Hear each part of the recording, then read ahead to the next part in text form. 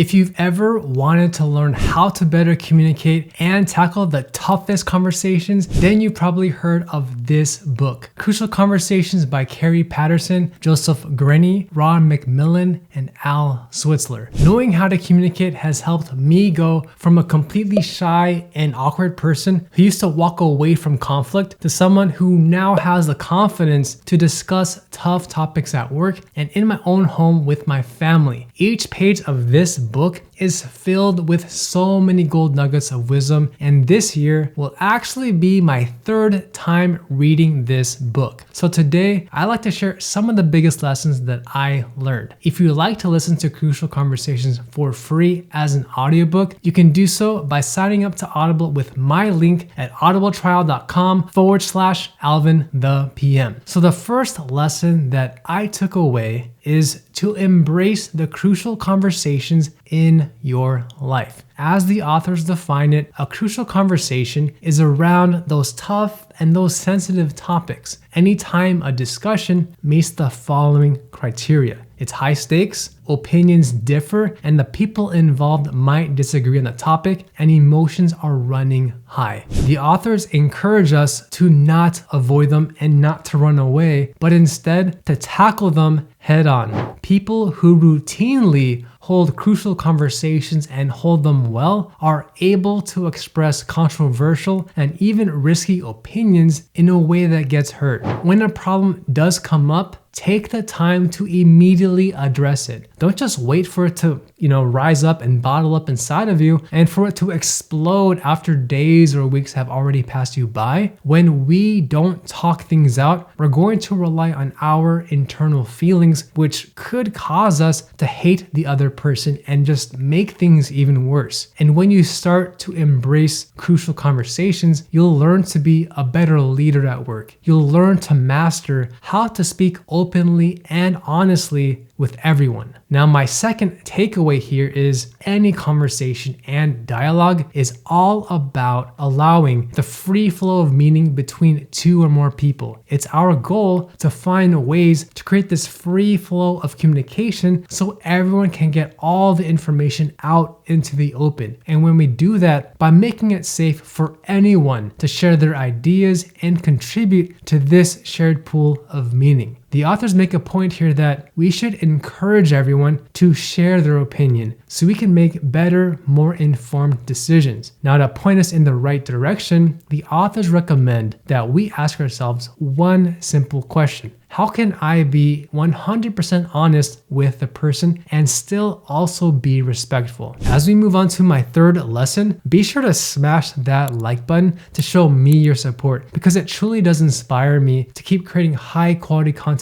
just like this. Now, my third lesson is that during any crucial conversation, always start with heart and keep your emotions in check. What the authors mean by this is stay focused on what matters the most to you. If you see yourself letting your emotions take control over you, then ask yourself one question: what is it that you really want? And speaking from my own personal experience, it can be very difficult to snap out of that moment. But in those crucial conversations, you want to enter into them with this question in mind. If you feel that your heart is racing faster, your hands are becoming clenched, or maybe you're starting to sweat more, just check yourself and ask that question. The authors give a really good example of an executive who was cutting down costs in her company. Her employees questioned her spending all of this money on redesigning and rebuilding her office space. And instead of just lashing out and criticizing everyone, she acknowledged how important it was to discuss it openly with the team. She focused on what truly mattered to her, which was to gain alignment with everyone and to tackle this conversation head on. This book covers a lot of techniques that we can use to navigate these tough conversations. And if there's anything that you take away, is to always stop yourself from exploding, trying to save face or just trying to win, and instead,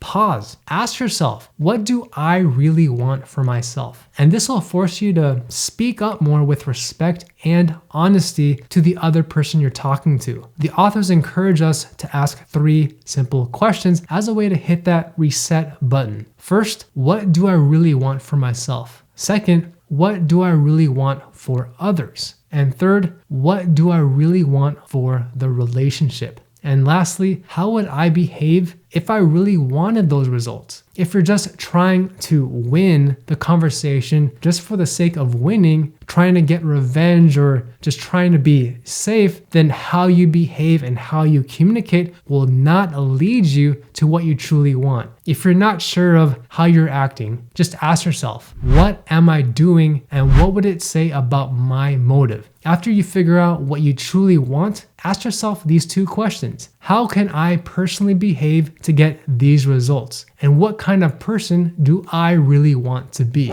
The other really great point that the authors make is to avoid what's called the sucker's choice. This is the dilemma in which you feel like there are only two options available in a conversation, either being negative and just attacking the other person, or staying completely quiet and not saying anything. For example, either you can be honest and completely verbally attack and criticize your spouse. Or on the flip side, you can be kind and just not tell the truth at all. Or maybe, here's another example, either you disagree with your boss and you get completely thrown over the water and you risk your reputation. Or you remain quiet and you get to keep your job. It's a tough call. Here's what the authors recommend. They encourage us to get out of the sucker's choice by clarifying what you really want, what you don't want, and then ask yourself how you can get both. To break away from this, you turn the either or option into a search for the and. Clarify what you truly want. For example, what I truly want is to have our team learn from our mistakes so we can grow. Second, clarify what you don't want. For example, what I don't want is for our team to have heated conversations that creates these feelings of hostility and animosity, and it doesn't lead to any progress. And third, that's when you combine these two statements with an and question. So it forces you to search for a more creative option instead of just silence or violence. For example, how can I have open conversations with my team about learning from our past failures and avoid creating feelings of hostility, right?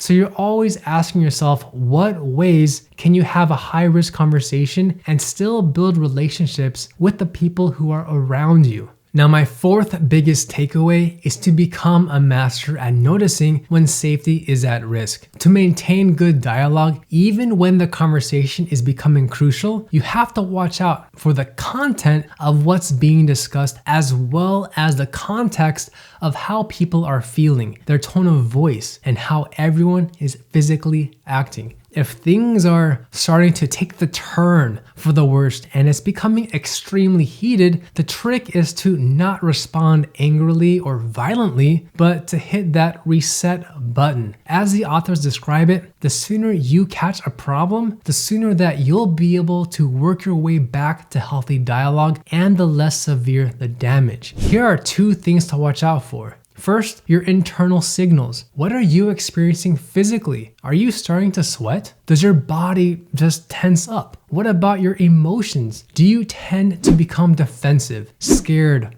or hurt? And what about your behavior? Do you start to point fingers, raise your voice, or do you withdraw and then you become completely quiet? The second thing that you can watch out for is other people's behavior. They'll either become more silent, where they just don't share their opinion with you and they completely avoid the topic entirely, or they'll become more violent, meaning they're going to want to force their own opinion on other people. They'll dismiss something as a stereotype, or they'll verbally attack and criticize the other person and belittle them. When you notice any of these signs, then you're entering into a crucial conversation. And when you do, start thinking to yourself, hey, they're not feeling safe and I need to do something about it to make them feel safe. The other person might be yelling, screaming, or even insulting you, but you shouldn't take it personally. Instead, take the act of silence or violence that they're feeling unsafe, and you need to step in to create the conditions to make them feel safe again. It's a lot easier for me to communicate and say this through video than it actually is to practice in real life. So this is a technique that does take physical practice and hard work. Key takeaway here is if you can make it safe enough, you can talk about almost anything and people will listen. By the way, if you're gaining value out of this video, don't forget to smash that like button. My fifth lesson is to master the techniques for making it safe during any conversation. If safety is at risk, then you can step out of the conversation, rebuild the safety, and find a way to talk about almost anything. If you don't rebuild the safety, then all you're going to get from the other person is their violent or their silent behavior. As the authors describe it,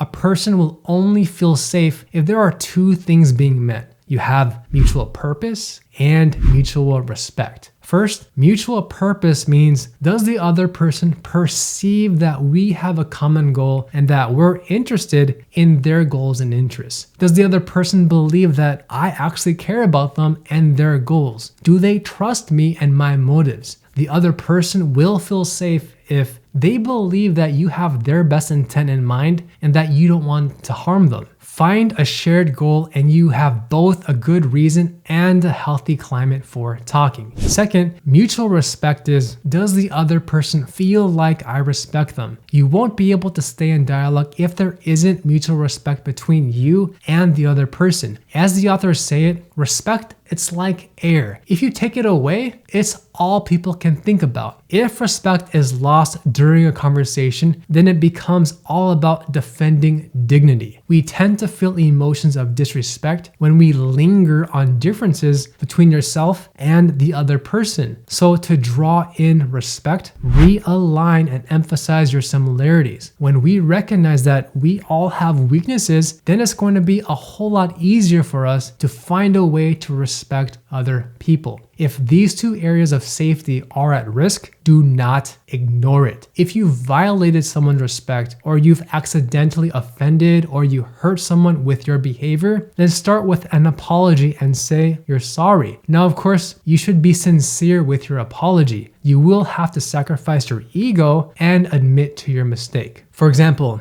I'm sorry, John. I didn't mean to offend you when I didn't show your work to the director and I didn't explain what happened. I apologize. Now, if the other person misunderstands your intent or they believe that you're out to get them and force your own agenda, apology may not be the right step. Instead, the author suggests to rebuild your safety by using a contrasting statement. I don't mean X, I do mean Y. First, address the other person's concerns that you don't respect them or that you have a negative purpose. Then you confirm and you clarify what your real intent is. For example, I don't want you to think that I'm not happy with the work that you've done. I want you to know how much I value our collaboration and I think that you're doing an amazing job. What I do want is for you to show up on time to our discussions so we can dive deeper into our technical work. So in this example, the first part is the don't, where I address their concerns that I don't respect their work. In the last sentence is the do part, where I confirm my real purpose. If the other person still misunderstands you, then use contrasting. Start with what you don't intend. Then explain what you actually do intend. Explain what you don't mean until you've restored safety with the other person. And then you can return back to the conversation at hand. If the other person is at a stalemate with you because they believe we have different purposes, then you need to realign to get to a mutual purpose. The framework which the authors recommend is called CRIB. CRIB to get to mutual purpose. First, commit to seeking a mutual purpose. So here, we need to verbally commit to staying in the conversation until you both come up with a solution that leads to the same mutual purpose. And this can actually be kind of hard because sometimes we believe that our choice is the best and the only right way. We have to have an open mind and find the choice that fits everyone's needs. The authors encourage us to say something like this: it seems like we're trying to force our views here. I commit to staying in this discussion until we find a solution that works for all of us.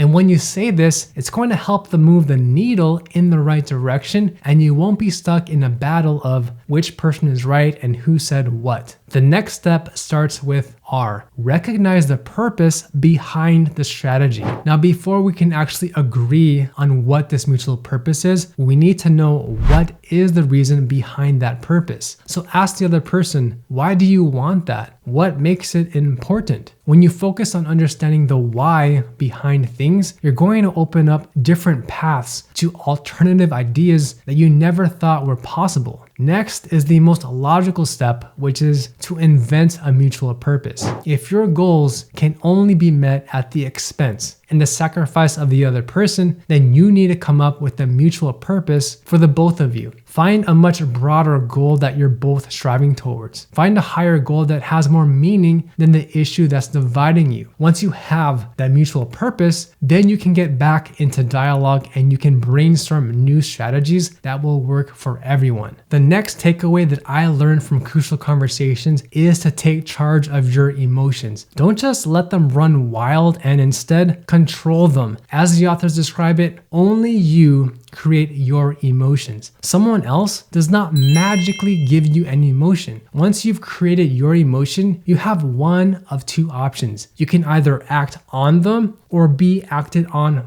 by them. As the authors describe it, the best at dialogue aren't held hostage by their emotions, nor do they try to hide or suppress them. Instead, they act on their emotions. So when they have strong feelings, they influence their emotions by thinking them out. And by doing that, you're choosing behaviors that create better results, so you're put back into control. To help us understand how our emotions lead directly into actions, the authors recommend that we trace our actions using a path to action model, which consists of 4 steps. First, we see or we hear something, kind of like an observation. The second step is that we tell ourselves a story. We're adding some kind of color to it, and we're adding meaning behind the behavior that we just observed. For example, why did that person do that, and why did he behave that way? How's that affecting me personally? The third step is that we start to feel an emotion that could be anger, frustration, or discouragement. Our body responds with an emotion. And then it leads to the 4th step, which is how we finally act. Maybe we're acting in some form of silence or even violence. Let's talk through an example using the path to action model. Let's say that you find out your colleague doesn't invite you to meetings on projects that you're a huge part of. That's the first step of the path to action model. Then you tell yourself a story that he doesn't trust you and that he probably thinks that you're not reliable. So in this second step, you're adding meaning behind your colleague's behavior. Now for the third step, you're going to start feeling emotions. You start to feel hurt and discouraged. And finally, for the last step, you start to act differently. You end up withdrawing from conversations. You start to take cheap shots at him by being sarcastic whenever you're talking with him. Sometimes you even avoid him in the hallway or even during lunch. When strong emotions like this keep us stuck in silence or even violence, the authors encourage us to retrace our path backwards one step at a time so we can better control the stories that we tell ourselves. First, notice your behavior. How are you acting? Take an honest look at what you're doing. Are you acting more silently, or are you acting in forms of violence where you're verbally criticizing and belittling the other person? Second, get in touch with your feelings. How are you feeling? What emotions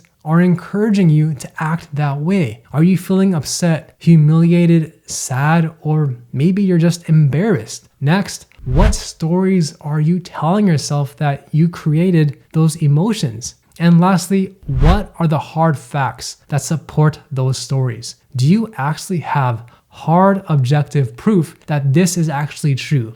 And more often than not, what you're going to find is that this is actually a figment of our imagination. It's something that we're thinking and not what the other person actually did. So to retrace your path, go from identifying your behavior to identifying what emotions you felt, to what stories are you telling yourself, and then back this up with hard proof and actual facts. When you do this, not only will you master your emotions, you're going to be one step closer to gaining control over your dialogue. There are so many lessons from crucial conversations, and these were my top takeaways. Thank you guys so much for watching, and in the spirit of growing our careers, if you'd like to learn everything about becoming a better negotiator, please watch this video right here, and I'll see you in the next video.